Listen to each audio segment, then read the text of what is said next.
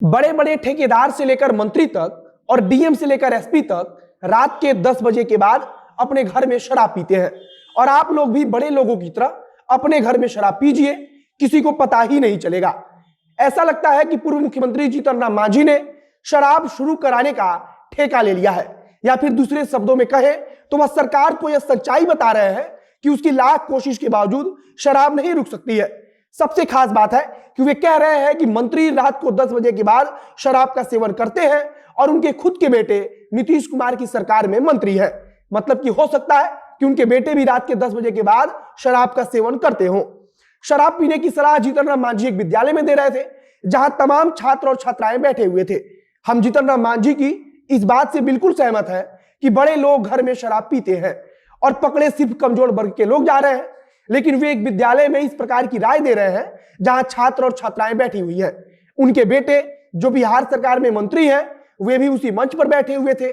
और जो कैबिनेट यह फैसला लेती है कि बिहार में शराबबंदी को और सख्त किया जाएगा, उनके बेटे उसमें भी शामिल रहते हैं। और यहाँ उन्हीं के समक्ष जीतन राम मांझी घर में शराब पीने की सलाह दे रहे होते हैं। जीतन राम मांझी का सामान्य सा तर्क है कि कोई शराब को हमसे दूर चाह कर भी नहीं कर सकता है, क्योंकि शराब हमारी सभ्यता का हिस्सा है और शराब का उपयोग हम लोग पूजा के दौरान भी करते हैं तथा देवता को भी चढ़ाते हैं।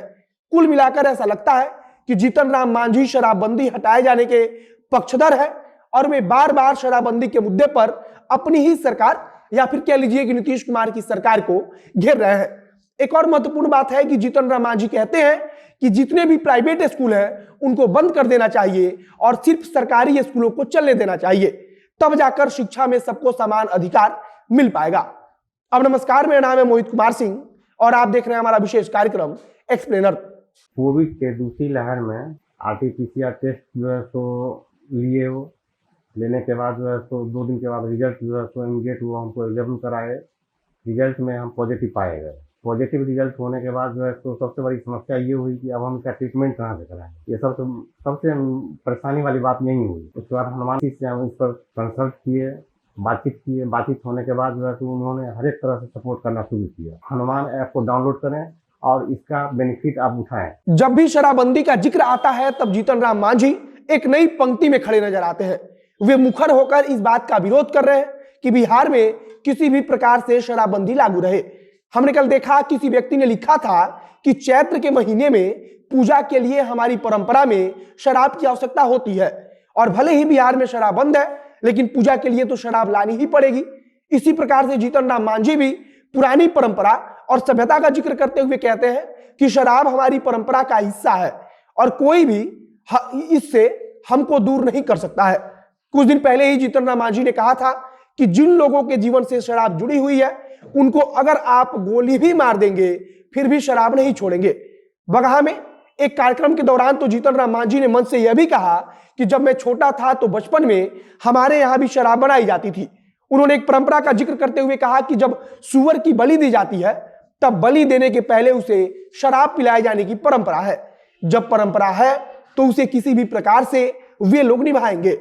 इसके अलावा जीतन राम मांझी ने कहा कि हम जब देवता को पूजते हैं तब भी हम लोग परंपरा के अनुसार देवता को शराब पिलाते हैं और जब हमारी परंपरा में ही शराब है तो फिर इसे कैसे दूर किया जाएगा।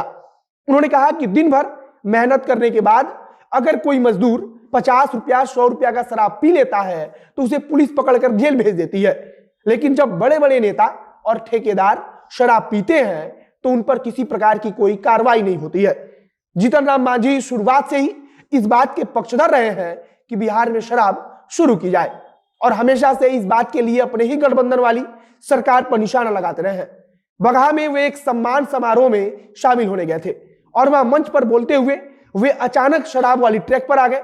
उन्होंने सलाह दी कि आपको भी बड़े लोगों की तरह रात को शराब पीना चाहिए और शराब पीकर सड़क पर मत निकलिए, और जब आप सड़क पर नहीं निकलेंगे तो किसी को पता ही नहीं चलेगा और आपकी गिरफ्तारी नहीं होगी। शराब पर बोलने के साथ ही उन्होंने कहा कि इस सरकार को सभी प्राइवेट स्कूलों को बंद करवा देना चाहिए और जब प्राइवेट स्कूल बंद होगा तब सबको समान शिक्षा मिलेगी और सबको समान शिक्षा का अधिकार होना भी चाहिए। उन्होंने कहा कि 75 साल से गलत शिक्षा नीति के तहत अपने देश में शिक्षा दी जा रही है। जीतन राम मांझी ने समझाया कि जब सब प्राइवेट स्कूल बंद हो जाएंगे तो सभी लोग सरकारी स्कूलों में जाएंगे और फिर सबको एक समान शिक्षा मिल पाएगी। फिलहाल जीतन राम मांझी शराब के मुद्दे पर बगावत कर चुके हैं और वे कानून को तोड़ने की सलाह देते हुए कहते हैं कि आप लोग भी रात में 10 बजे के बाद शराब पीजिए। वहां मौजूद लोगों को उन्होंने बड़े आराम से समझाया कि हमारी सभ्यता में ही शराब है और चाहकर भी कोई इससे हमको दूर नहीं कर सकता है। उन्होंने यह भी कहा कि शराबबंदी कानून के कारण सिर्फ कमजोर वर्ग के लोगों को पकड़ा जा रहा है और उन्हें जेल भेजा जा रहा है। और यह सब बात जीतन राम मांझी पूर्व में भी कई बार बोल चुके हैं। अब आगे जीतन राम मांझी के बयान पर जदयू की तरफ से क्या प्रतिक्रिया आती है यह भी देखने वाली होगी, और अगर कुछ प्रतिक्रिया आएगी तो उसे हम आप तक जरूर पहुंचाएंगे।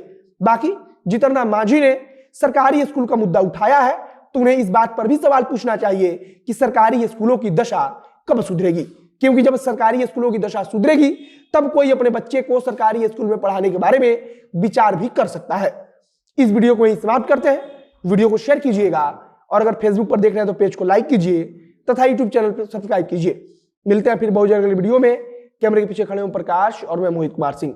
बहुत बहुत धन्यवाद।